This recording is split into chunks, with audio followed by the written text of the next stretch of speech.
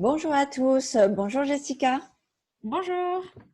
Alors aujourd'hui, nous nous rejoignons pour une nouvelle interview et j'ai la chance et l'honneur d'interviewer Jessica de Grit Anims, qui est donc éducatrice canine. J'ai fait sa connaissance grâce à ma chienne, Bouddha. J'ai attendu longtemps avant de trouver la personne qui avait la même vision que moi de l'éducation canine et qui correspondait aussi donc à ce que ma chienne avait besoin.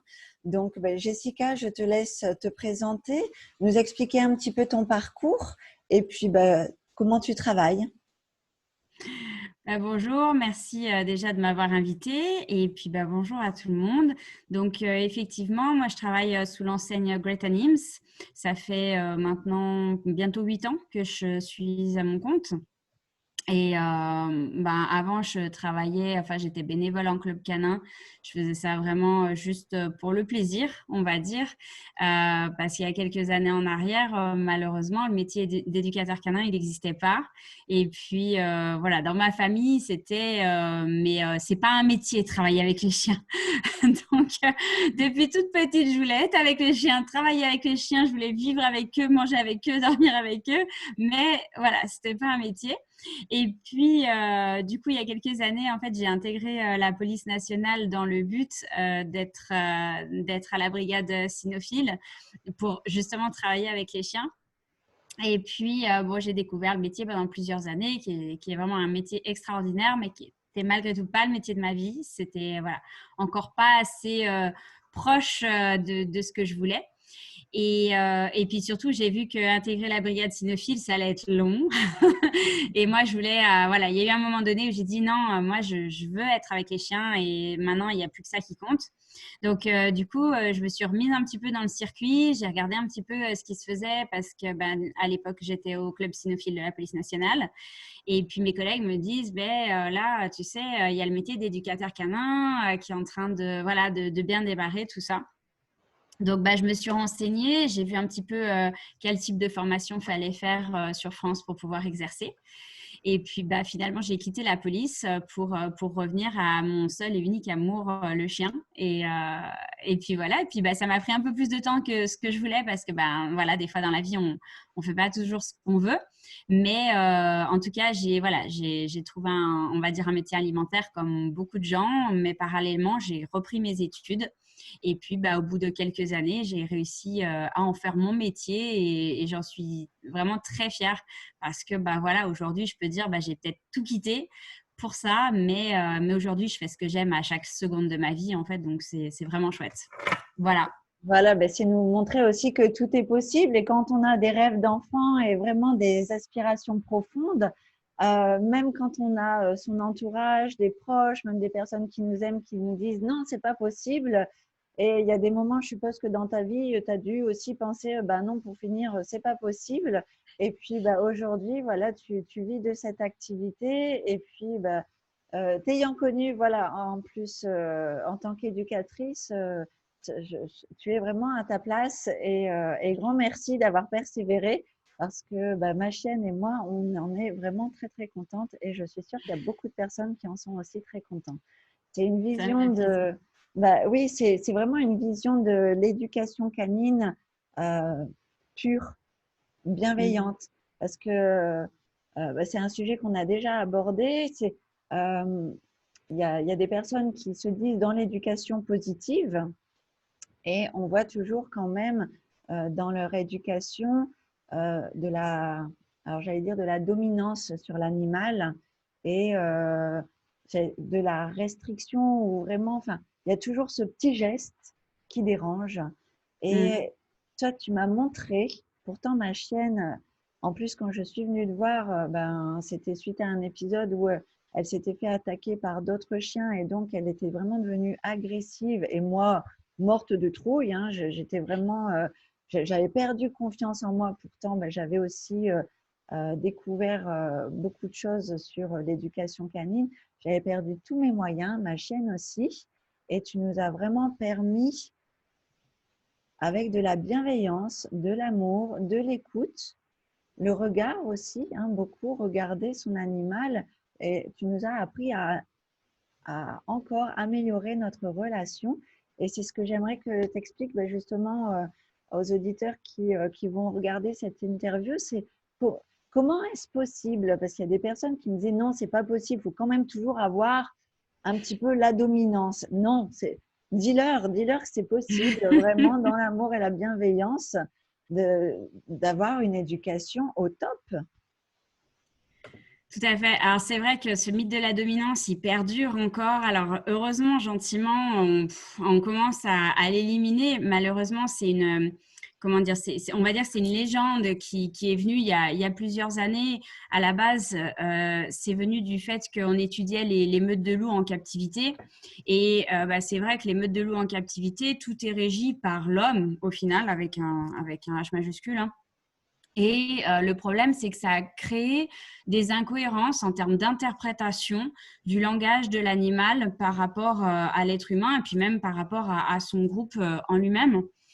Et de là, je pense qu'à un moment donné, il y a plusieurs années, il y a eu aussi, on va dire que ça a donné des excuses à des dérives parce que au-delà de la notion de dominance, je veux dire, la dominance d'un point de vue en termes strictement scientifiques, ça existe, c'est le fait de gérer l'accès aux ressources. Donc, si on prend le terme d'un point de vue strictement scientifique, on est forcément les dominants, d'accord, puisqu'on gère l'accès aux ressources, mais j'ai presque envie de te dire qu'on est les dominants de nos enfants aussi, du coup. Moi, je sais que j'aime pas du tout ce terme parce que je trouve que c'est un terme qui est très barbare, qui est très irrespectueux de l'individu qu'on a en face de soi. Ouais. J'aime plutôt le terme de guidance. On est dans la guidance de l'autre, dans la guidance d'autrui, avec le savoir qu'on a à l'instant T. On a tous à apprendre un peu plus à chaque instant, hein. Si on savait tout, on serait plus là. Mais c'est vraiment, voilà, moi je vois plutôt les choses comme une guidance. Et je me souviens, j'avais fait alors, vite fait, mais j'avais fait un stage quand même dans un parc animalier avec des loups, justement, consacré aux loups. Et c'était très marrant parce que moi, j'ai ce souvenir de, tu arrives en fait dans l'enclos des loups avec ton gros seau de viande et puis tu as tous les loups autour de toi, tu vois bien qu'ils ont faim. et puis là, tu as ton collègue qui dit, faut qu'on attende l'alpha. Et toi, tu es là, ouais, mais si on attend l'alpha, comment te dire, les autres, ils ont l'air d'avoir la dalle quand même. Et l'alpha, il n'a pas l'air, lui, d'avoir faim du tout. Donc, concrètement, ça se passe comment? Et en fait, tu vois, il y a déjà dans les parcs, il y a cette notion, en fait, ils vivent déjà avec, ils ont instauré cette notion de dominance où il faut nourrir l'alpha en premier. Alors que quand tu pousses un peu plus loin l'étude de justement des meutes, l'étude du comportement animal dans la nature, c'est-à-dire pas biaisé par l'humain, on se rend compte que ça ne fonctionne pas du tout comme ça. Ce n'est pas forcément l'alpha qui mange en premier. Alors oui, il y a un alpha, on est bien d'accord là-dessus, mais ce n'est pas forcément l'alpha qui mange en premier, ce n'est pas lui qui se met en hauteur impérativement. Enfin, toutes ces notions qui ont donné la notion de dominance, au final, elle est erronée et elle est biaisée. C'est vraiment du biais cognitif à l'état pur. Et à un moment donné, donc pour rejoindre ce que je te disais tout à l'heure, je pense qu'il y a eu une dérive aussi parce que ça a permis aux humains, on va dire, de se servir de ça comme excuse pour aller vers une certaine violence, une certaine maltraitance de l'animal au prétexte de le faire obéir. Deuxième terme que je déteste le plus au monde, obéir. Non, le chien ne nous obéit pas. Si on éduque dans une relation de confiance, dans une relation de bienveillance, dans une relation de communication avec l'individu qu'on a en face de soi, le chien, notre partenaire de la vie, notre partenaire de tous les instants, il est là et il est simplement à l'écoute et il est presque avec un regard, je m'excuse, ça me met les larmes aux yeux, mais parce qu'en fait, j'ai des cas difficiles en ce moment et je pense à tous ces petits loulous et y compris humains, parce que tout le monde souffre en fait dans ce genre de situation. C'est que, voilà, en fait, le chien, il est là, il te regarde et en fait, dans ses yeux, dans son âme, tu sens le qu'est-ce que je peux faire pour te faire plaisir. Et tu vois, c'est pas... dans la notion de dominance, le problème, c'est que le chien, il fait, mais pour éviter les sanctions. Qu'est-ce que tu veux que je fasse pour éviter de m'en D'en prendre une prendre ou de une, me prendre ouais. une saccade ou voilà. Parce qu'il y a aussi plein de gens qui ont cette notion de… je me rappelle notamment une personne qui me dit, je tape pas mon chien, ok? Et puis, un peu plus tard dans la conversation, elle me dit, bon, voilà, quand il fait ça, je lui mets une tape sur le museau. Et tu vois, en fait, mais il y a des valeurs, en fait, Oui, à ça. Pour plein de gens, taper sur le museau, appuyer sur les fesses, c'est pas taper. C'est un petit peu comme la fessée sur les enfants. Il y en a, c'est bon, on a tous eu des fessées, on n'en est pas mort. Effectivement, on n'en est pas mort, mais toutes nos générations qui ont vécu les fessées, etc., on a une estime de soi qui est juste zéro. à compteur zéro. Voilà. La valeur de soi, la confiance en soi, etc., tout ça, c'est zéro. Et en fait, plus je regarde le chien, plus je l'observe, plus je vis avec lui. Alors, quand je dis avec lui, c'est de façon générale. Hein, et ben plus je me rends compte qu'en fait, il vit ces mêmes troubles émotionnels, ces mêmes manques, ces mêmes… voilà, le manque d'estime de soi quand tu as un chiot qui n'ose pas faire les choses parce que juste, ben, Il il est sait pas. dévalorisé, en fait. C'est quelque part, ça fait mal d'une certaine façon parce que tu te dis, mais bon sang, ça fait mal pour le chien, mais ça fait aussi mal, si tu veux, pour l'humain parce qu'en fait, au jour d'aujourd'hui, l'humain éduque tel qu'on l'a éduqué. Et oui. Il y a une complète résonance entre eux et nous. Et ce que je trouve extraordinaire avec la méthode positive telle qu'elle arrive, alors je préfère le terme de méthode amicale, on va dire que ça souffre à moins de discussions. Ce que je trouve extraordinaire, c'est que avec toutes ces personnes qui sont aujourd'hui dans la recherche de la bienveillance dans l'éducation de leur animal, quelque part, ils se rééduquent eux. Ils sont aussi comment dire, dans réparer les erreurs qui ont été faites aussi sur nous. Et quelque part, ben, en apprenant avec le chien, ils apprennent pour eux-mêmes et pour le futur, tu vois. Et Je me oui. souviens une fois, un client m'a appelé quelques années après. Puis je dis, vous avez un souci avec votre toutou? Et puis il me dit, non, pas du tout. Je voulais juste vous dire qu'en changeant ma façon d'éduquer mon chien, vous avez aussi changé ma façon d'éduquer mes enfants. Et oui. Et j'ai trouvé ça extraordinaire parce que c'est vrai qu'à la base, c'était pas forcément mon but, mais je me rends compte que autant les humains souffrent que les canins souffrent, tu vois. Et la Et société. c'est la société, Et oui. exactement. C'est le reflet complet de notre société.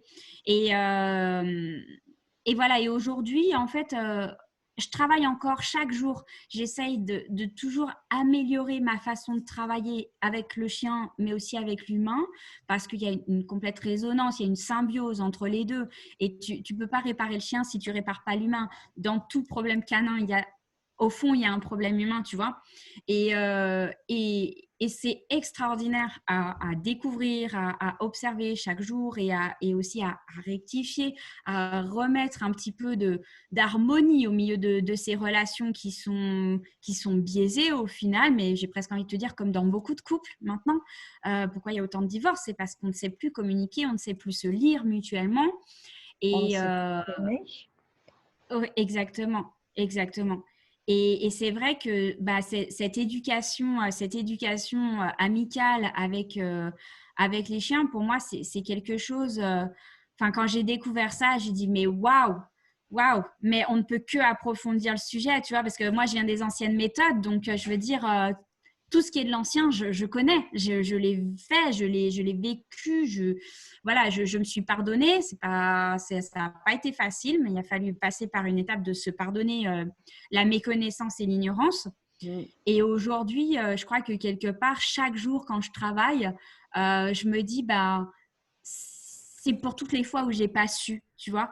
Euh, les propriétaires de chiens aujourd'hui, quand je leur parle, quand voilà, je commence le travail avec eux, souvent, ils ont ce réflexe de dire oh, mais on ne sait pas tout ça. Et ouais, et vous savez pas. Et il y en a qui se flagellent parce qu'ils se disent mais mon Dieu, mais comment j'ai fait du mal à mon chien pendant tout ce temps, tu vois, quand on est dans la rééducation.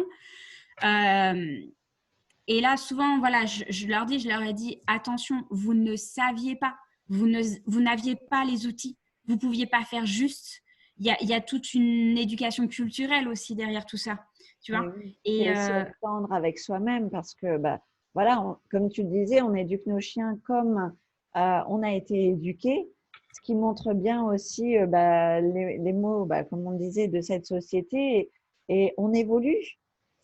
Alors souvent, comme tu disais, l'étape du pardon est importante Mm. parce que c'est dur quand on ouvre les yeux et qu'on découvre autre chose et de se dire waouh, ah là là, mais comment j'ai pu faire ça?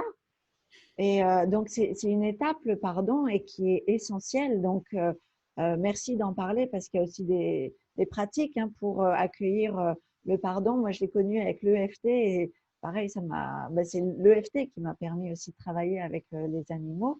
Et donc, oui, c'est être tendre avec soi-même et surtout garder en conscience que on évolue et que on peut enfin, voilà, ça sert à rien non plus de rester dans le passé en disant mince j'ai fait ça et tout, et c'est de regarder devant et toi alors devant justement euh, je suppose que avec le confinement tu as quand même été un petit peu bloqué pour travailler, non?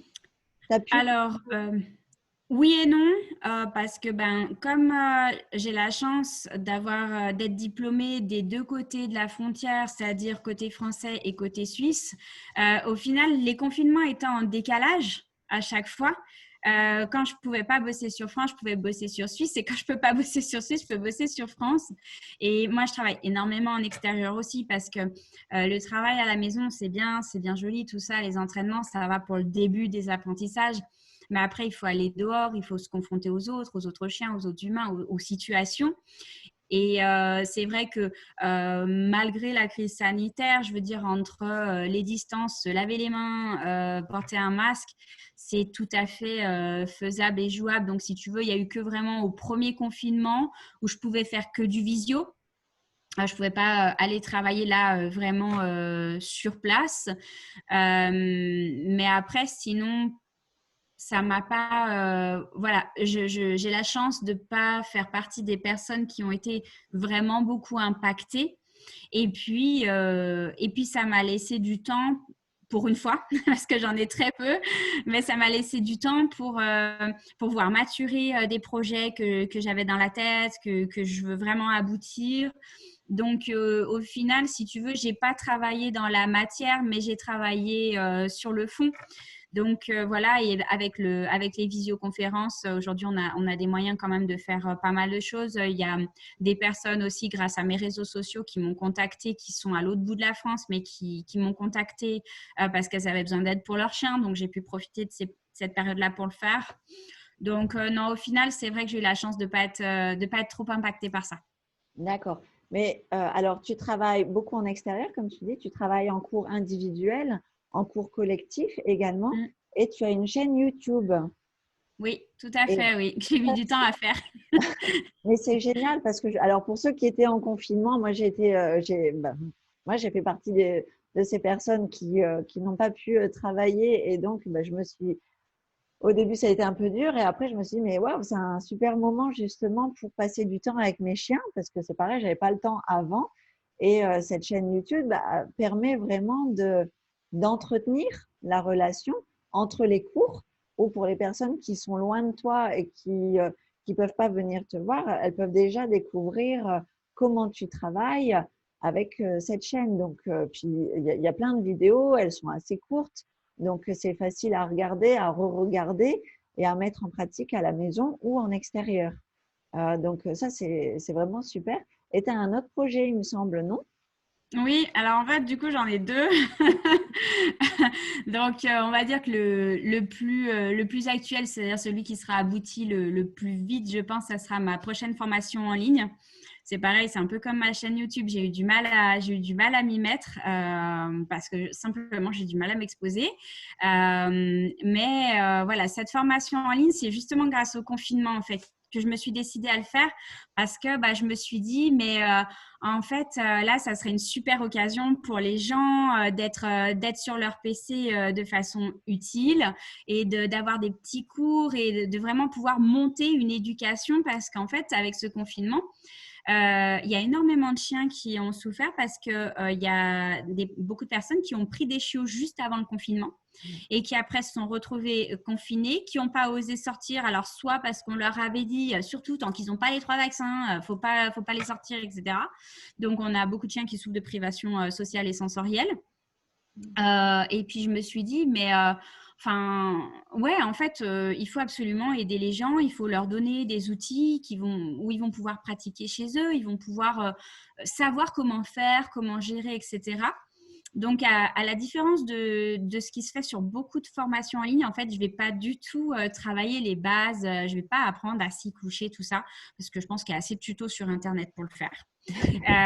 Mais c'est justement une formation pour apprendre aux gens ce qu'on ne leur apprend pas dans les formations habituelles et puis surtout la gestion des environnements. Comment tu fais avec ton chien en ville? Parce que c'est pas le tout que ton chien il sache faire assis à la maison, mais comment tu le fais devant un passage piéton?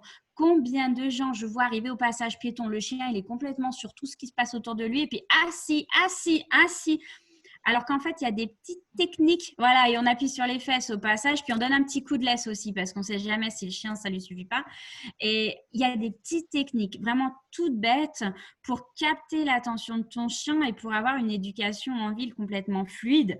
Pareil pour la campagne, en présence des moutons, des vaches, etc. Donc, en fait, ça sera vraiment une formation sur ton quotidien avec ton chien, tu le gères comment. Et pas ton quotidien à la maison, tu gères comment. Parce qu'à la maison, on est à peu près tous pareils. On a 3 minutes chrono à accorder à l'éducation du chien. Mais par contre, on le sort. Il faut le sortir.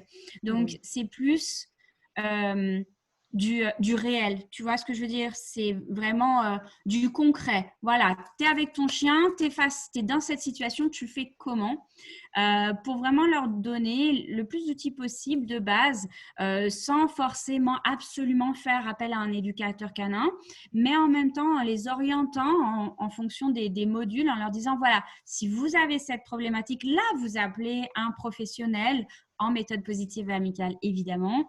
Comme ça, tu vois, ça leur permet de cerner un petit peu où est-ce qu'ils peuvent rencontrer des plus grosses difficultés et faire appel à nous, sachant que normalement, s'ils sont en présence d'un entre guillemets bon éducateur canin parce qu'il n'y a pas de jugement là derrière, je veux dire, on est là pour eux, on est là pour les gens, on est là pour les aider au quotidien, et que ce soit juste le moment où ils ont une question qui leur semble bête, et il n'y a jamais de question bête avec le canin, ou parce qu'ils ont une vraie difficulté avec leur chien. Donc, ouais, ça, c'est le premier projet parce que celui-ci devrait aboutir courant janvier, je pense. Là, je suis en train de finir. On va finir les dernières vidéos. Et puis, le plus gros projet, c'est qui, lui, alors cette fois, ça sera 2021, c'est sûr, mais on est content de ne pas l'avoir fait aboutir en 2020, vu la situation. C'est mon projet de parc canin. Donc, ça, c'est le projet de ma vie. Hein. C'est quelque chose que j'ai dans la tête, je pense, depuis que je dois avoir 5 ans à tout casser, puisque j'ai toujours vécu avec les chiens.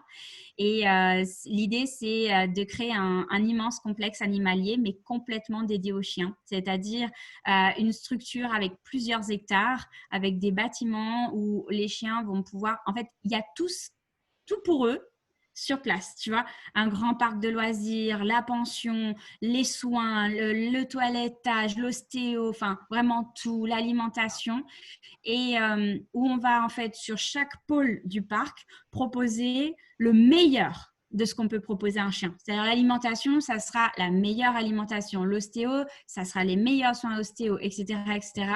Et le but, c'est que le parc soit éco-responsable. Donc, comme si la difficulté n'était pas assez grande, je m'en suis rajouté une. Et parce que ça va complètement en résonance avec ce que je suis, avec mon approche de la vie, de la planète et des animaux, surtout, parce que, en fait, tout est lié. Donc, si tu veux, la complexité du projet, plus le fait de rajouter l'espace dont j'ai besoin, les autorisations en termes d'éco-responsabilité, etc. C'est vrai que ça a pris, ça prend du temps. Là, ça fait maintenant bien 4 ans que je suis dessus H24. Mais c'est un projet que je vois se construire. Je sais qu'il va aboutir. Je suis convaincue que c'est pour 2021. Cette fois, c'est la bonne. Et voilà, et je suis contente parce que j'ai trouvé au fur et à mesure de la construction des aides, des investisseurs. Enfin voilà, c'est compliqué. je me redis souvent dans les moments où je baisse un peu les bras, je me rappelle cette phrase que j'ai entendue un jour, c'est que si c'était facile, tout le monde le ferait. Et effectivement, tout le monde ne peut pas créer un tel projet. Et même s'il y en a qui ont entendu parler de mon projet, même s'ils ont trouvé ça curieusement intéressant pour leur propre structure, avant de créer ce que j'ai dans la tête, il y aura encore de la marge. Donc, voilà. Mais là, voilà, ça c'est mon gros bébé et celui-là, je vais tout faire pour qu'il vienne au monde, bien sûr. Bah oui, et même j'ai envie de dire, si ça inspire d'autres personnes pour créer d'autres centres, Tant évidemment, mieux. bah oui, tant mieux. Ces personnes ne sont pas dans ta tête, donc elles peuvent pas. C'est ce que je disais aussi pour mon projet. C'est les personnes ne sont pas dans ma tête, donc elles peuvent pas créer mon projet. Et donc c'est voilà, c'est mais ce que tu nous partages là, c'est génial. C'est un centre de bien-être, de ressourcement pour les chiens en fait. Et pour les humains. Et pour les humains, oui, parce que c'est lié. Mm. Et c'est là où c'est rigolo, on en reparlera, je pense, plus tard, mais c'est là où nos deux projets se viennent s'imbriquer l'un dans l'autre, puisque bah, voilà, moi j'étais plus, à la base, mon projet c'était de m'occuper des animaux et de l'environnement. Après, je me suis dit, bon, le plus gros nuisible sur cette planète, c'est l'humain, donc il faut d'abord s'occuper de l'humain. Et puis là, je me dis, mais voilà, tout est lié.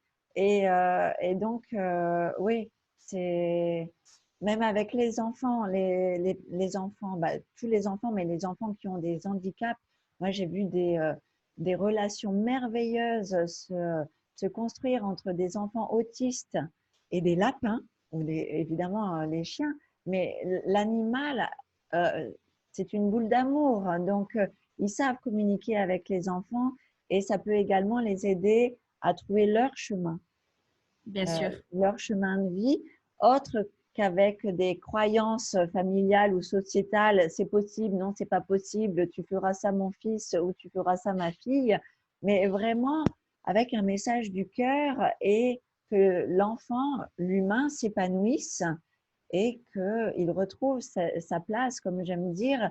Pour moi, l'humain est le gardien des autres espèces de cette planète et gardien de la Terre.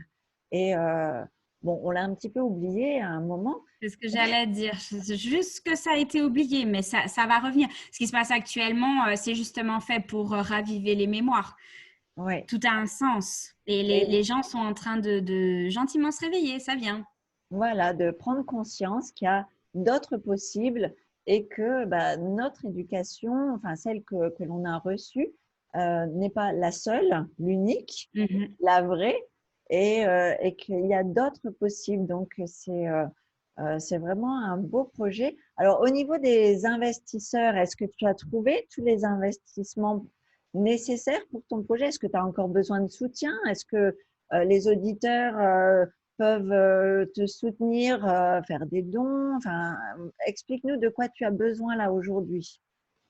Alors, le vrai besoin là aujourd'hui, c'est le lieu, puisqu'en fait, on avait trouvé un lieu qui était vraiment super l'année dernière et malheureusement, au dernier moment, on n'a pas eu les autorisations par rapport au permis de construire.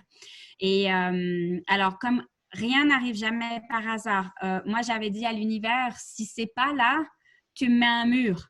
Parce que moi, je suis un pitbull. Et donc, mon projet, je veux le réaliser et je ferai tout pour ça. Dans le respect des valeurs, hein, on est Oui, bien oui. d'accord. Et, et je me suis pris un méga mur, tu vois, le jour où j'ai enfin eu mon accord bancaire, et ben j'ai pris un refus de permis de construire. Donc du coup depuis recherche de nouveaux lieux, j'ai lâché prise là depuis quelques semaines parce que je me suis rendu compte qu'il fallait que je lâche prise parce que enfin ça en devenait, j'en tombais malade en toute honnêteté, j'en tombais malade tellement ce projet me tient à cœur et voilà. Et donc, en priorité, un lieu de au minimum 2 hectares. Ça, c'est le minimum que je veux offrir aux chiens, ça c'est clair, puisque mon but à la finalité, c'est de pouvoir offrir cet espace aux canins. Et donc, un minimum 2 hectares, à plus de 100 mètres des voisins, parce qu'en fait, c'est les priorités législatives, c'est ça. Et j'ai envie de dire que toute personne qui connaît ça potentiellement m'appelle, me contacte, il n'y a pas de souci parce que c'est déjà ça. Après, il y a d'autres petites choses, d'autres petits détails, mais à partir du moment où on a l'espace et où on est à plus de 100 mètres des voisins, globalement, le projet peut se faire, tu vois. Voilà, au niveau des investisseurs, alors j'ai une cagnotte en ligne qui doit, je pense, toujours être fonctionnelle. Mais là, j'ai presque envie de te dire qu'au niveau support financier, on est globalement pas trop mal. Les investisseurs, par contre, qui vraiment veulent prendre des parts dans le projet, là, ils sont tous les bienvenus. On est déjà 5 ou 6, je crois, de mémoire. Donc, c'est ce qui fait l'apport pour le projet. Et donc, ça, c'est chouette parce qu'en fait, j'ai réussi à trouver des investisseurs qui sont tous, ce sont tous, entre guillemets, des lambda. Mais ce sont tous des gens qui ont le cœur, tu vois. Ils ont vu la beauté du projet dans le sens ce qu'on peut offrir au monde, parce que pour moi, c'est ça. C'est qu'est-ce que je peux offrir au monde. Pas dans le sens laisser une trace, ça je m'en fous, mais qu'est-ce que je peux offrir qui mettrait un petit peu de ce que j'ai en moi de meilleur pour essayer d'offrir un peu de bien-être à ce monde. Tu vois, je ne sais pas si j'arrive à Planter ta l'exprimer. graine. Ouais, Ouais. voilà, exactement. Et du coup, voilà, j'ai trouvé que des investisseurs qui sont dans cet esprit-là, qui ont vu la beauté de ça, parce que ce que je ne voulais surtout pas, c'était des investisseurs qui viennent juste pour ce que ça allait leur rapporter. Mm. Donc, il y a eu aussi cette difficulté-là, parce que, ben, du coup, dès que je sentais que ça allait pas dans le sens de ce que je voulais, ben, fallait à la fois dire non parce que, ben, c'est C'était pas pas avec tes valeurs. voilà, c'était pas en résonance avec mon cœur. Et en même temps, bah, il faut construire l'apport financier pour rassurer les banques et je pense encore plus aujourd'hui. Ouais. Donc, voilà. Tout investisseur, par contre, est le bienvenu.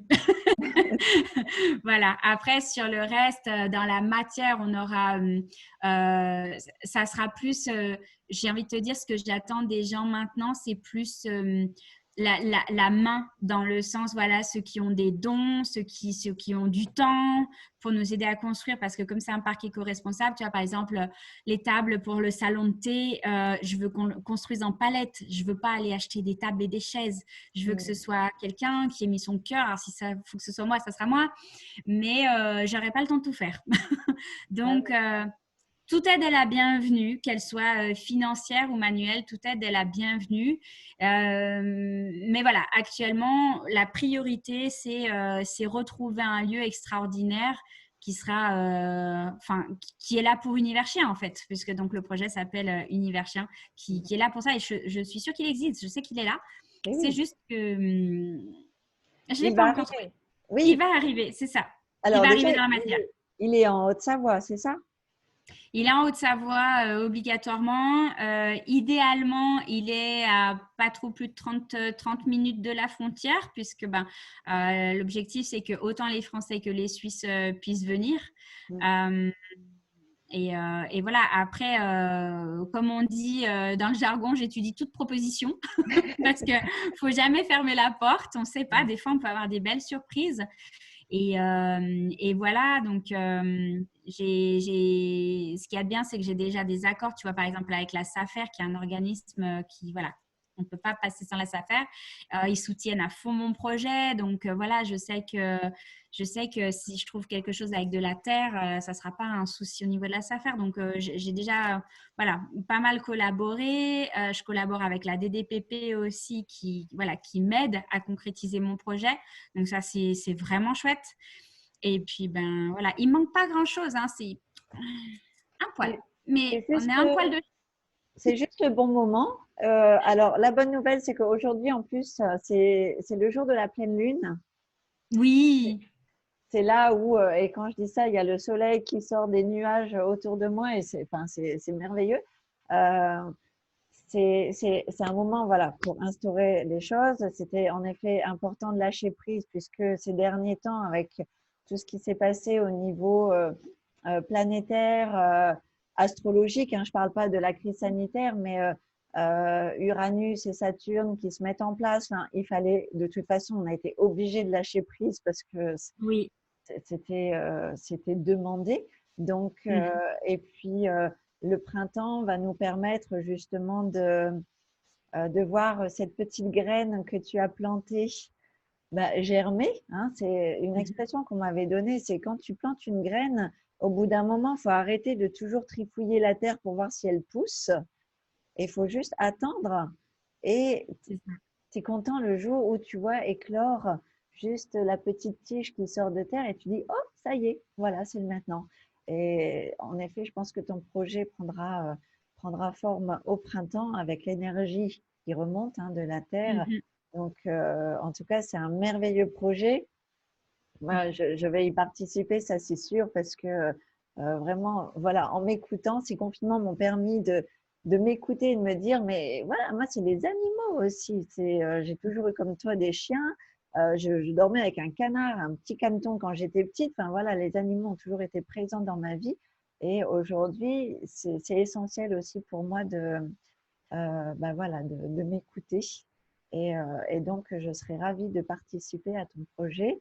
On va remettre sous la vidéo les liens de ta chaîne Mhm. YouTube, ton site internet, la cagnotte, on Ouais. va remettre également. Et puis, voilà, toutes tes coordonnées. Si les personnes veulent justement en savoir plus, savoir des nouvelles sur le projet, on va mettre ta page YouTube, enfin, toutes les coordonnées possibles pour que les gens te suivent et voient aussi éclore ce magnifique projet. Et puis également la formation en ligne, puisque ça fait aussi partie du projet hein, et Oui, totalement. ce sera avant. Donc voilà, on va mettre tout ça en lien sous la vidéo pour que les gens puissent nourrir cette relation amicale avec les chiens et vraiment véhiculer cette vision de la vie positive. Comme tu l'as dit, c'est autant pour les chiens que pour les enfants. Que l'on oublie cette magnifique blague de Coluche qui disait il y a des gens qui prennent enfin, qui frappent leur chien parce qu'ils ne peuvent pas frapper leur gosse ou un truc dans le genre-là. Voilà, que ça reste une blague et un vieux souvenir et qu'on passe enfin à autre chose. Et tu y participes. Alors, grand merci à toi. Je t'en prie. Et est-ce que tu Après, as... Oui? il y a, ouais, je voulais juste en profiter en fait, alors pour donner entre guillemets un petit aperçu de ma formation, mais c'est ce que je dis toujours à mes clients et voilà les auditeurs qui regarderont cette vidéo et qui ont des chiens. Quand vous éduquez le chien, ce que je voulais vraiment dire, parce que c'est un point important pour moi, au lieu de penser à qu'est-ce que je ne veux pas que mon chien fasse, essayer de vraiment avoir toujours cette mécanique de mais qu'est-ce que je peux lui apprendre à la place. Tu vois, c'est comme quand les gens ils disent non. Alors dans le travail, je l'utilise pas du tout. J'essaye de l'utiliser le moins possible d'ailleurs dans mon quotidien parce que c'est vraiment un mot qui sert à rien, je trouve. L'idée, c'est vraiment, ok, je veux pas que mon chien fasse ça, d'accord, mais en fait, sur une action que je veux pas que mon chien fasse, je peux peut-être en avoir 10 d'autres à lui proposer. Et si les gens arrivent à avoir cette dynamique de se dire, ok, je veux pas ça, mais qu'est-ce que je peux lui apprendre d'autre? Ben déjà, rien qu'avec ça, ils se simplifieront la vie, ça sera beaucoup plus fluide, ça sera plus cohérent et surtout, ils seront des meilleurs entraîneurs de leurs chiens, ils seront des meilleurs guides, des meilleurs coachs. Et voilà, ça c'est juste une petite astuce pour les gens qui est assez facile, c'est simplement avoir ce déclic de qu'est-ce que je peux lui apprendre à la place de. Et on perd beaucoup moins d'énergie parce qu'on est dans enseigner au lieu d'être dans non, non, non, tu vois. Et ça fait perdre énormément d'énergie à l'être humain en fait. Et oui, et puis au chien aussi. Moi, quand j'étais venue te voir, je me suis rendu compte que, en fait, ma chienne, elle ne savait pas ce que j'attendais, enfin, oui, ce que j'attendais d'elle. Et en communication animale, ce qui était ressorti, c'est j'ai aucune information. Je ne sais pas. Et je me suis rendu compte parce que, comme toi, je n'aime pas la restriction, j'aime pas donner des ordres. Et je ne sais plus ce que tu m'avais dit en cours. Tu m'as dit, mais non, en fait, lui donner un ordre, c'est lui donner une information de ce que tu attends d'elle. Et pour la première fois, j'ai dit, ah, alors si c'est ça, je veux bien lui donner une information. et c'était pas lui donner un ordre, c'était lui donner une information. Mais je me suis rendu compte que, bah oui, on communique tellement peu avec eux et puis on attend tellement d'eux. C'est C'est, ça. ça doit leur mettre une pression énorme. Et Mais bien sûr. donc, et aussi bah, au niveau des soins, comme tu parlais dans le centre, il y a d'autres façons de soigner son animal. Moi, je soigne maintenant mes chiens avec une vétérinaire qui fait de l'ostéopathie, de l'acupuncture et maintenant qui a aussi des diapasons. Elle travaille Mhm. à la vibration en fait pour calmer les émotions et, euh, et c'est juste merveilleux les résultats que l'on a. Donc voilà, il y a une autre façon aussi de soigner ces chiens avec une autre vision du côté vétérinaire. Donc C'est ça. C'est ça. voilà, il y a encore bien du travail. Donc, tu n'es pas prête de te reposer, hein? J'en ai pas l'intention. Ça tombe bien. Je pars du principe, je me suis reposée toutes les années où j'ai pas fait du chien, donc pas de problème. Là, j'ai signé et c'est à vie. Donc ça, je pourrais pas. C'est mon oxygène, les chiens. C'est voilà, je peux pas être sans eux. On ne travaille pas quand on est avec des animaux. Moi, c'est ce que je me suis rendu compte aussi, c'est que euh, on voit pas le temps passer, c'est fluide, c'est agréable, c'est joyeux. Bon, des fois pas toujours, mais c'est constructif. Et donc, c'est pas une notion de travail, quoi. C'est vraiment une notion de nourrir une relation et de véhiculer des messages bienveillants. Donc, bah, j'ai vraiment hâte de retrouver ta formation en ligne, ce projet qui va donc aboutir très prochainement. Et on tiendra compte, enfin, on tiendra au courant également les personnes qui regardent les vidéos de tout ça. Et puis, encore une fois, il y aura tous les liens donc, sous la vidéo pour qu'ils puissent te retrouver ou même bah, passer par moi pour avoir des informations et je leur donnerai aussi ton contact. Et Avec plaisir. Puis le jour où ils entendent une folle qui crie du haut du salève, hein, c'est que j'ouvre ça Univers dit, Chien. Le jour où vous entendez, ah, il y a une folle qui crie sur le salève, c'est moi. Hein. On ça ne y voudra est. pas vous poser de questions. Bah, ce ne sera pas une folle, je pense, ou alors ça dépend comment on voit la folie. Folle Hein. de joie. Oui, mais voilà, je pense que ce sera un cri voilà, de joie et de bonheur et il arrivera.